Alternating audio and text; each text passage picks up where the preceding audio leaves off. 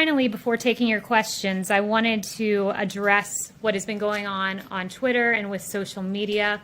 I believe it is time to, quote, get the facts about Twitter and other social media platforms targeting their bias against President Trump and conservatives online. If we were to judge the bias of Twitter and its top employees by their own words, the case would be an easy one to make. Twitter's head of site integrity has tweeted that there are, quote, actual Nazis in the White House, and no fact check label was ever applied to this absolutely outrageous, offensive, and false claim made against the White House and its employees. But let's judge Twitter based on their actions, not based on the words of its top employees, and its actions are no better.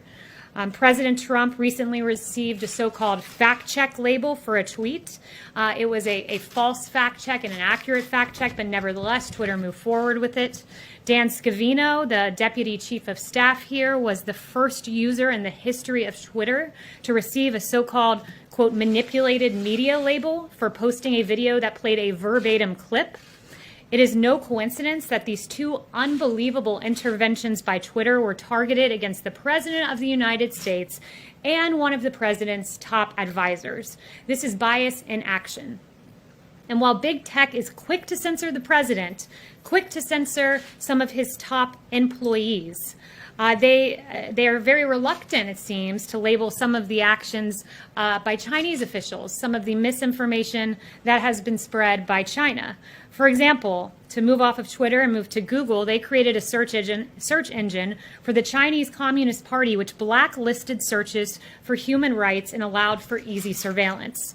Facebook and Twitter have both taken paid advertising that spread disinformation about China's mass imprisonment of religious minorities, and Twitter has allowed Chinese officials to use its platforms to spread misinformation about the coronavirus, undermine the pro-democracy protests in Hong Kong, and more. And then back in March, a Chinese official began spreading a conspiracy theory on Twitter, an egregious one, that our U.S. military was responsible for the spread of the coronavirus. And that tweet, that disinformation, it took all the way until today when we raised concerns about it to get a fact check. So they appear to be very hastily eager to censor President Trump and some of his employees, but a little reluctant when it comes to China. It's a bit befuddling. But no one believes in the First Amendment more than the President. The President will take action to ensure that big tech does not stifle free speech and that the rights of all Americans to speak, tweet, and post are protected. And finally, I just want to note one other action of Twitter that I learned just before walking out here, that on the Mueller report, their anti-Trump headlines were anti-Trump by a ratio of 76-1. That's extraordinary, and it's not just bias aimed at President Trump and his employees. It's also aimed at everyday Americans. It's aimed at the movie Unplanned, as Twitter suspended their account and then came up with an excuse in the aftermath.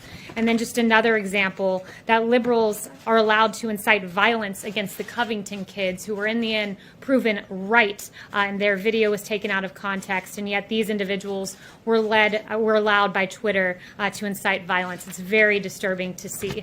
So those are some of the president's concerns, and with